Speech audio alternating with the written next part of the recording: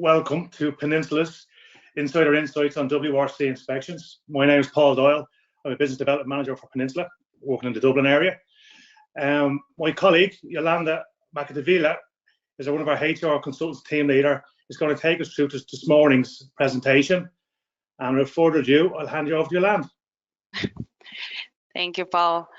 Good morning, everyone, and welcome to today's session. So we're going to be speaking on WRC inspections. So just in relation to today's agenda, so what we're going to be covering is just who is the WRC, what to expect from a WRC inspection, the key information inspectors want to see during a WRC inspection, and then how you can ensure that your business is always ready for the inspection.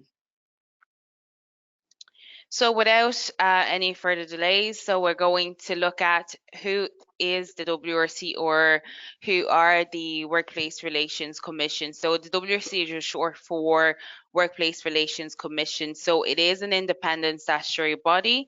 So their overall objective is to deliver a world-class workplace relations service and employment rights framework for employers and employees. So this was established back in October of 2015, and it takes over the functions that were previously taken on by the National Employment Rights Authority, the Equality Tribunal, Labour Relations Commission, and so on.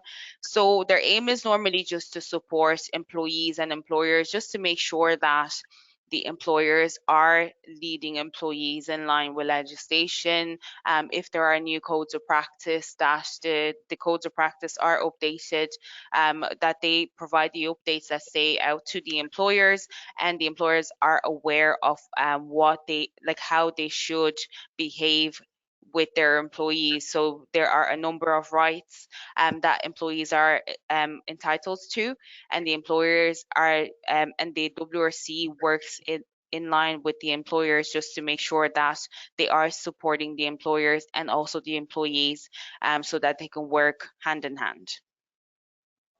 So other things that the WRC would normally do is that they're not only there for hearings in terms of, like, let's say if an employee has an issue, they can take a claim to the WRC. I think that's the reason why a lot of us would probably know about the WRC in relation to complaints and hearings, but they also conduct mediation. So it could be pre-adjudication mediation where a claim has been brought to the WRC, but the employer and the employee are happy to proceed with a mediation to find a way to resolve the issue.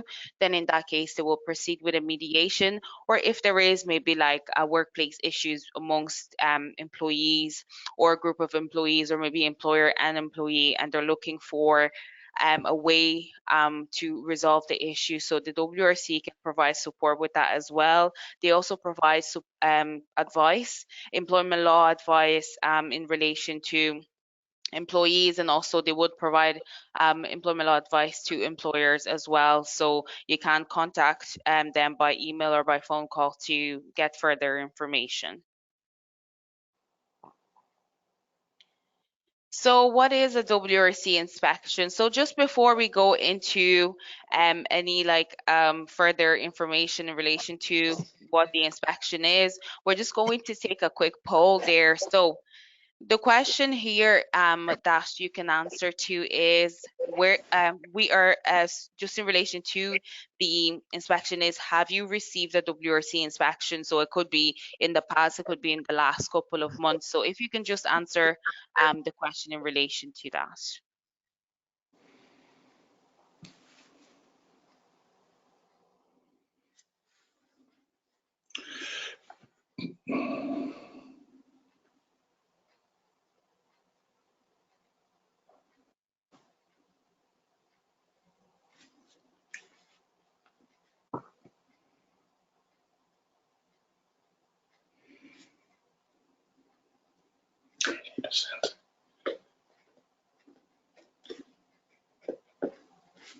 Okay, so we have the results there for the poll. So 13% said they have received a WRC inspection, and 88% of the people on this call have not received a WRC inspection. So that's quite a large amount of attendees that have not received a WRC inspection. So this call, basically, we're going to go through every single thing that you will require or you will need in order to prepare for a WRC inspection. So just keep keep yourself engaged in the session, and we will discuss all that you will require for the inspection.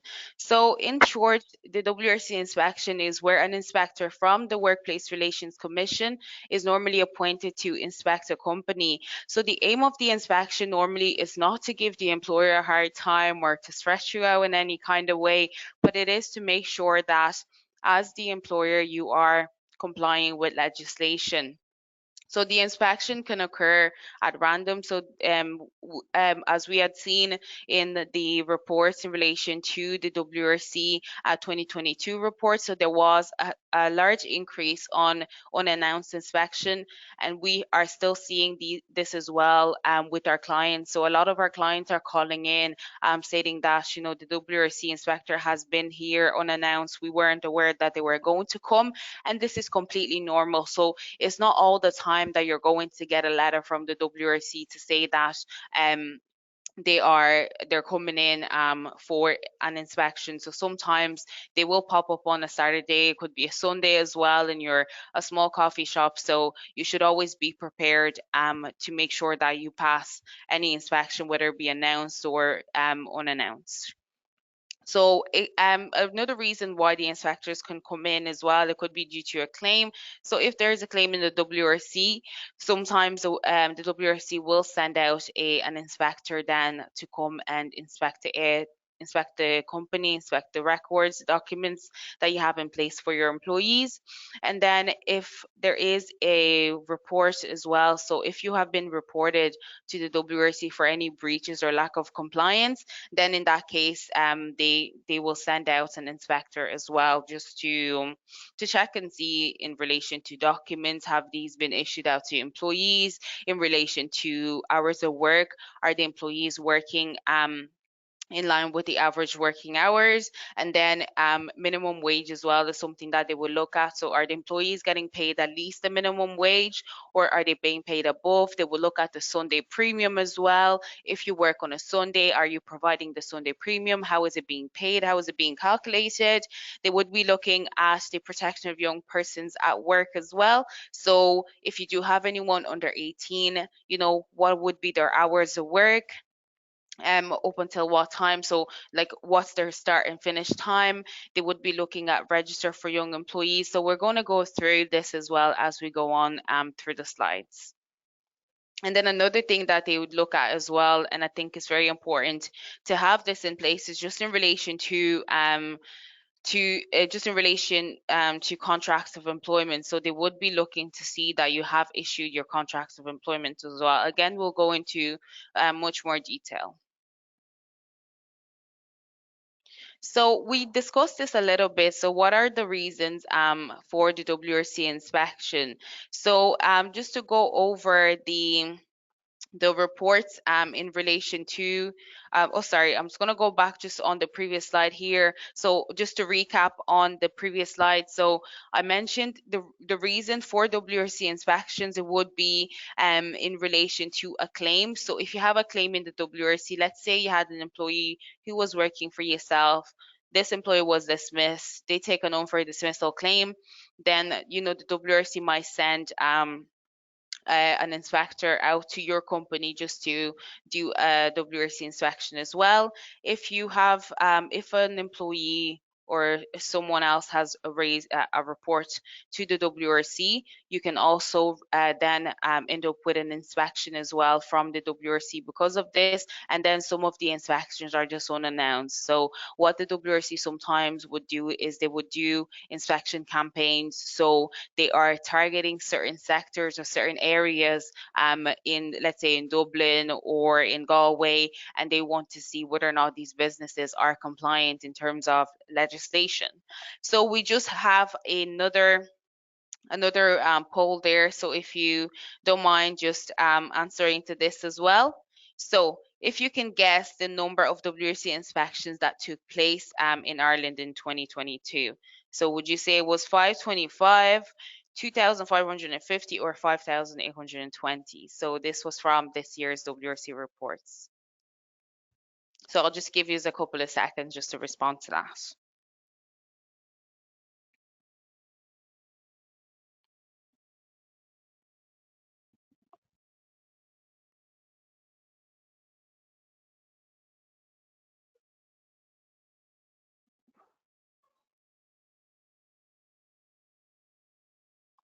Okay, so 56% actually said 2,550 and 7% said 525, but the answer is actually 5,820. So I know that is extremely high, but that is the amount of inspections that actually occurred in 2022 with the WRC. So if we compare it to the WRC reports back in 2021, the number of inspections have gone up by actually by more than 1,000. So I think it's only going to be increasing from here on.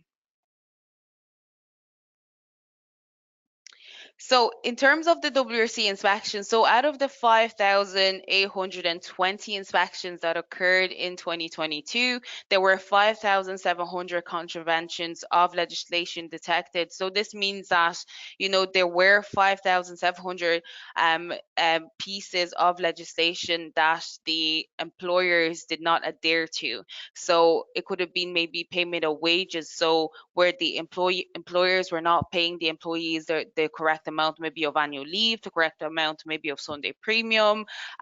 So all of that put together, so all these different contraventions put together equals to 5,700. So not all contraventions meant that the employees were fined for it, but it just means that they were in breach of some type of legislation. So that equal to 5,700 contraventions.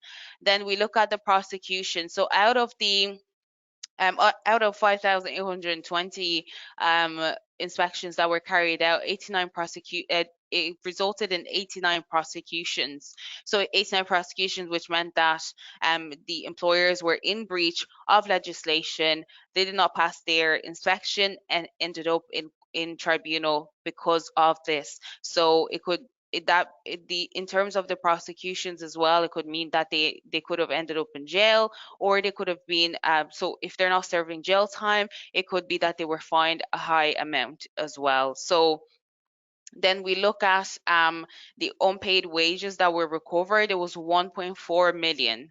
So if I think about the 2021 reports, I think it was around 800,000 or 900,000. So it has only gone up again. So it has increased immensely.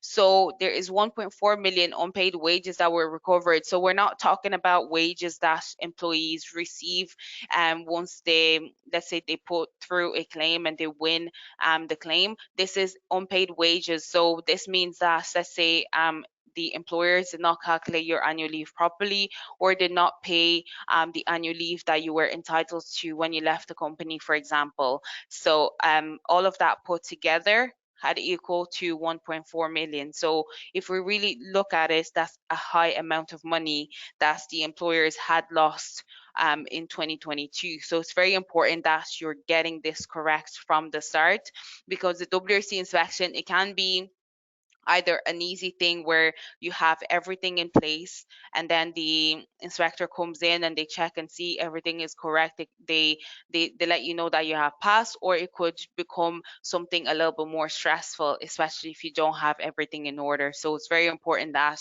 you are getting it in order now, because there is 80% of the attendees here who haven't yet completed any inspection whatsoever. So in terms of the WRC inspection, so how can Peninsula actually help? So I'm just going to pass this over to Paul just to give us a brief outline. Thanks, Yolande. Some interesting stats coming in there from 88% have never had a WRC inspection, 30% have. So it's just off the back of that is how Peninsula can actually help your company in case of an inspection. So first of all is review. So review WRC inspection letter for the client. Completing anything that needs to be done. So complete a call with the client to make sure that you're aware of what's required from them. So that's where one of our consultants can call out to your premises, organize a meeting, and we can arrange to make sure that you have everything that should be in place.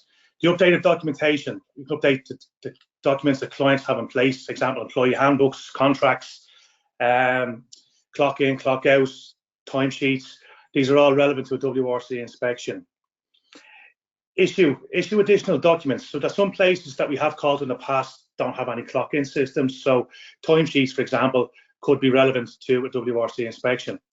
And then after that, all that's in place, we check in with the client following the inspection to see what the results of the WRC inspection was and how can we assist moving forward.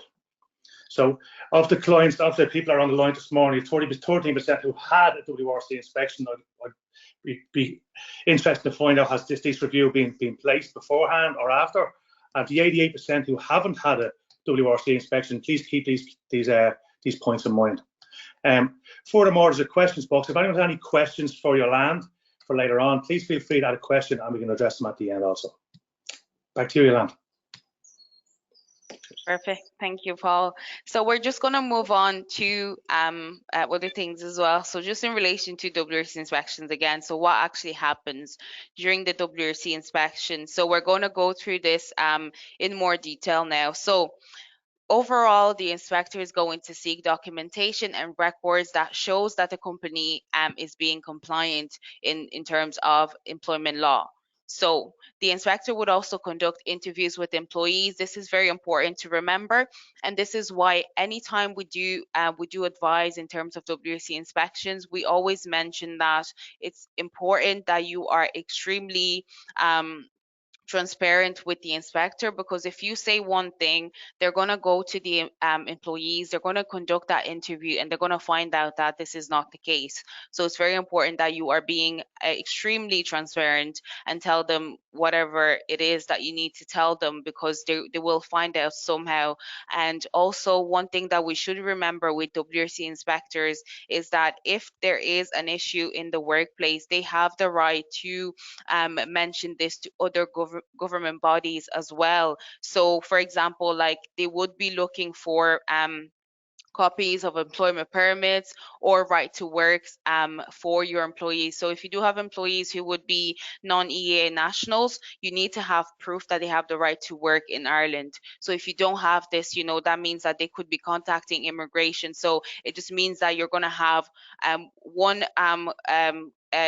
person coming in, checking one thing, and then they're going to contact another person who's going to come in. So it's going to be inspection after inspection, and it will get stressful at some point. So this is why it's very important that you're getting this correct from the start.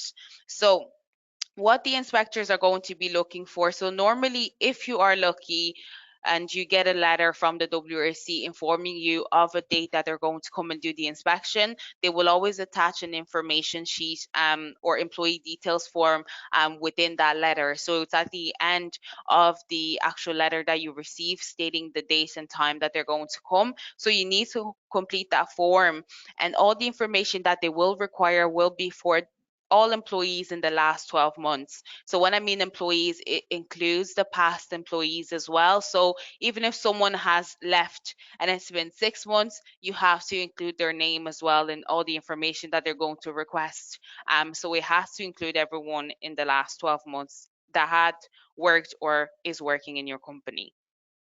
So you will need to provide details of holiday and public holiday entitlements that has been taken by all of your employees, even the past employees. Okay, so we need to remember all information they're asking for will include your past employees as well. And there is no way that you can say, well, I'm only providing this information and not the other. Chances are that you're not going to pass this inspection. So they're going to come back again seeking additional information. So it's best if you have the information there and then. I know it is very time consuming because you have to go back on a lot of documents and get the information, put them together, and then create a folder and all of that for the inspector. But it's very important that you have that. So holidays, so employees must take their holidays. It is the employer's responsibility to ensure that employees have taken their holidays. So how can you prove that the employees have taken their holidays? Do you have holiday request forms? Do you use a system? Do you use like Bright HR to record your holidays and all of that? Because if you have a system in place, that means you can just take the documentation or the reports and show that. And then the public holiday entitlements as well. So how do you normally pay the employees, or how do you normally record the public holidays, and how can you show that you have given the employees their entitlements for those public holidays as well? They're going to be looking at the details of rest breaks. So this is not only in relation to the hours of work and the breaks, but it's also in relation to the daily rest breaks and then the weekly rest breaks as well. So we all know that if an employee is over 18, in between their shifts, you need to have an 11-hour break and then 24 hours consecutive within the week. So just one day off for the employees. So how can you actually show that the employees have taken those time off, and how can you show that the employees have taken their breaks? Another thing that the inspectors are very demanding on, and they will always ask for this, is the timesheets. So they want to see that you have some method. So if it's not timesheet to use, then the clocking in and out records, you have to be able to show this as well. And the timesheets have to be compliant with the format that the WRC requests. So you need to make sure that it's in line with what they would be looking for. And if the timesheets are incorrect, they will come back as well and make sure you correct that. And then going forward, you will have to use that formatting as well. Then you will need to prove that you have issued employment contracts or statement of main terms. So it is good to have documents in place, but have you issued these out to your employees? And even if you have issued these out, are they in line with legislation? So you have to make sure your contracts of employment are in line with the Terms of Employment Information Act. And then also they will be looking at policies and procedures. So do you have bullying and harassment policies and procedures? Do you have grievance disciplinary policies and procedures? So they would be looking at all of that as well. So do you have a handbook in place? You have all these policies, and are they in line with the code of practice? That's very important, because if they're not in line with the code of practice, they're going to come back and ask that you update these documents and send it back to them. And then they would be looking at under 18. So if you have those employees in your company that are under 18, even if they've only worked for 2 months, you need to have a register for employees who are under 18. You need to have a poster for employees who are under 18 that is displayed in the workplace. And then you need to keep the register. So make sure you have a register for under 18s that is available for the inspector to see as well. If you don't have one in place yet, I would highly advise that you do, because they will always look for this. So all the things that I have mentioned, this is something that the WRC will always request, and it doesn't change. And another thing as well, they would be looking at payroll and pay slips as well. So payroll details they would be looking for, and pay slips as well. So you are required by law to issue pay slips to your employees as well. So you need to make sure you're doing this, and also that you have some pay slips available for the inspector to see. Sometimes they would make it very specific for certain specific dates, but sometimes they would just seek any pay slips at all. So any pay slips that you have in the last 12 months, you should be able to provide that to the inspector as well. Then what do you need to prepare? So in order to prepare for a WRC inspection, and this is what we would normally do as well for our clients, some of the things we can do, some of the things we advise them to do for their employees, and just to reassure that they're going to, or assure, sorry, that they're going to pass the inspection. So we review and update the documents. So it's very important that you have up-to-date contracts of employment that you're issuing out to your new employees. And then you need to make sure that you have issued the contracts to all your employees as well. So if you have someone in the company that has not yet received a contract of employment, you need to issue the contract of employment. And then you need to make sure that you review and update this annually as well, because codes of practice change, employment law changes, so you need to make sure everything is in line with legislation and the codes of practice. So bullying and harassment, so the code of practice for those had changed, so you need to make sure you update those as well. So policies and procedures need to be in line with the relevant codes of practice. Like I mentioned, bullying and harassment, so that had changed, so you need to make sure that you change your policies as well. And then you need to issue the employees with same or main terms. The WRC inspectors never fail to ask for this. This will be on every single inspection that they do, and they will ask the employees as well that they're interviewing whether or not they have received contract of employment. Then you need to train your members of management to know how to deal with policies and procedures. So for example, if there is a disciplinary, so our members of management who would normally deal with disciplinaries actually trained on these procedures as well. That will keep you away from the WRC, because if you have flawed process, most likely the employees will take a claim to the WRC. On the back of this claim, the WRC can send an inspector out to your company. So that means you have an inspection and you also have a claim. And if the process is flawed, whether or not it was a gross misconduct and the employee admitted to it, the minute there is a flawed procedure, the employee is going to win the case. So it's very important that you make sure that everyone's trained to do to complete the process the correct way. Then you need to train employees as well on dignity and respect in the workplace. So with the bullying and harassment, so you have to be able to put preventative measures in place and make everyone aware of the differences amongst every individual within your company. So you need to be able to, so with the harassment within the code of practice, so they are very clear and very strict on preventative measures. So you need to have preventative measures in place in the workplace to be able to somehow avoid certain behaviors from happening in the workplace. So training employees on dignity and respect in the workplace is a really good way to be able to show that, you know, there is preventative measures in place. And not only should you have these policies and procedures, but it's also important that the employees are aware that there are policies and procedures in place, and this is what it states. So employees need to be aware of the policies and procedures, but they should also know what the policies and procedures basically entail. So it's very important that everyone is aware of what's expected from them. So we just have a quick poll there again. So just in relation to WRC inspections and how we spoke about it today, how many of you would say are prepared for a WRC inspection? So let's say if an inspector came in today, would you say that you will pass the inspection? So just a quick yes or no.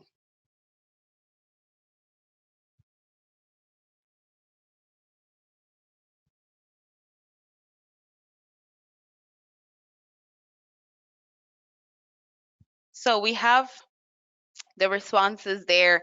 So we have 64% that are saying they have their documentation in order. So which is really good, because you want to have your documentation in order and you want to make sure that you have all the information that the inspectors are looking for as well in terms of the WRC inspections. So we're just going to leave some time there as well, just for quick questions and answers. So if you do have any questions, you can pop them on the portal there.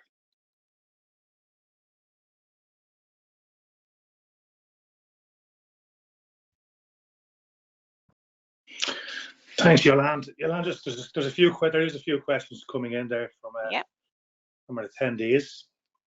So will I fire away with you? Oh yeah, go ahead. Yeah. One or two come in, sure. So one question is, does an employer receive notice of a WRC visit? Oh yeah, so from my previous slides there, so it's not always the case that you're going to get prior notice if there is going to be a WRC inspection. Sometimes the WRC inspectors will come in unannounced. So like and it's always when you least expect it. So it could be a Saturday morning, just when you're opening or just when you're about to close, they can pop in. So there is no specific time or day that the WRC inspectors will come in, and they certainly don't always provide notice. Okay, very good.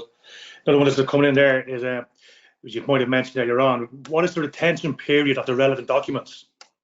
Oh yeah, so with the retention period of the documentation, it changes because they're all under different legislation. So it will be it will be difficult for me to go through every single one of them, but it will vary depending on the legislation. So unfortunately, I can't go through every single one of them. But for the Organization Working Time Act is normally 3 years. Okay, very 3 years. Yeah. Okay. Um, what are the 5 main things the WRC will look at during an inspection?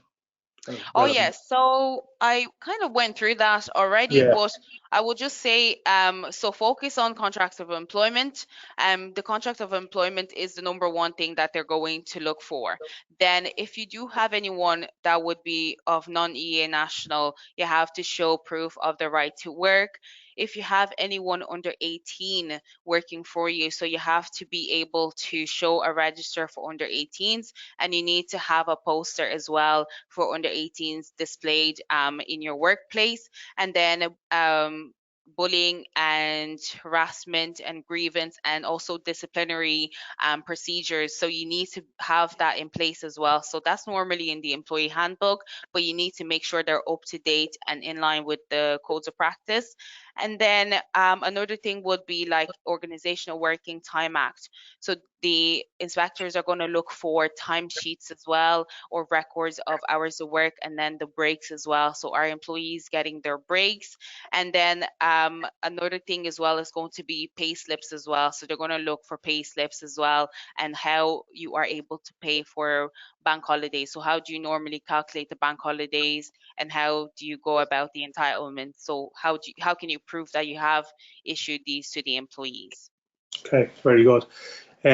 Few attendees asked us some questions around dignity and respect training, as you mentioned in your last part. So, dignity and respect training, and do we provide this as a company? Yeah, so we have a sister company called Graphite. So normally Graphite can conduct the dignity and respect at work training for your employees at a certain cost. If you are interested in that, you can contact myself or Paul, and we can give you further information in relation to that. Yeah, very good. Another one here I have sitting here for me is where have I just lost? It was a good question. Is there an aspect, if there's an aspect that's non-compliant, does the WRC give a chance to rectify the issue before finding a company? Yeah, so the WRC most of the time they would be providing, let's say, time for you to rectify any issues in the workplace. But there are times where, let's say, for example, if you are in breach of the National Minimum Wage Act, there is never really a time to rectify this. They will expect you, obviously, to still resolve the issue and provide the employees with the correct payment, but they will fine you. So there are certain aspects, let's say, of legislation that they would allow you to take time to rectify. So for example, let's say with annual leave, so if you didn't pay the correct annual leave amount to someone who has left the company, they will request, or they will oblige you actually to contact that person that has left the company, calculate how much they're owed, and then pay them, and then provide proof that you have paid. So but most of the time really it's not about finding the employer, it's about, there is an issue here. This is how you're going to resolve the issue, and then come back to us in 3-4 weeks time with proof that you have resolved the issue. Okay, very good. Last one, I'm conscious of time. Yeah. What is the acceptable format of retention of information if your office is paperless? Okay, so if you have it like on your PCs, you created a file, you just what I would normally advise is create a folder with all the information that you have gathered for the WRC inspection, and just make sure that you have it ready to print if the inspector asks for it. So it's completely fine to have it on a PC, but make sure you're able to print it if they need to take it back with them to the office, maybe for a quick review. Okay, we just push one on. Oh Next yeah, slide. go ahead. No, next slide, Yolande. Oh yeah. Yeah, just thanks, Yolande. Just as part of a follow-up to this webinar this morning, myself as a business manager with Peninsula, I've got some available time slots for Thursday and Friday of this week that are now available on your screen. If you'd like myself to call out to your premises to have a conversation what you would require in case of a WRC inspection, or if you had an inspection or if you've got one expected, some time slots on the screen there. If you want to pop the time requested into the questionnaire box, we'll follow up with you and we book you in a time that suits yourself. If there's no time slot that's suitable, any time slot next week. So from Monday to Friday next week, you can put a time request in, and myself will contact you or one of my team to book in that time slot for you. So feel free to have a quick look there, and I can guide you more through Peninsula services. And furthermore, and if anyone has any questions for dignity and respect training, I can take that up also with us. Yolande, have anything to add? No, I think that's it. Yeah, so any questions at all, I'll say probably directed to Paul. No problem at all. I'm conscious of time, we're a couple of minutes over. So feel free to request a time that suits you or your business from the slots available, and we'll make contact to book them in with you today. Thank you all for your time, and any questions, my number and email is on the bottom of the screen. Please feel free to reach out. Thanks, Yolande. Thank you, everyone. Have a good day. Bye-bye.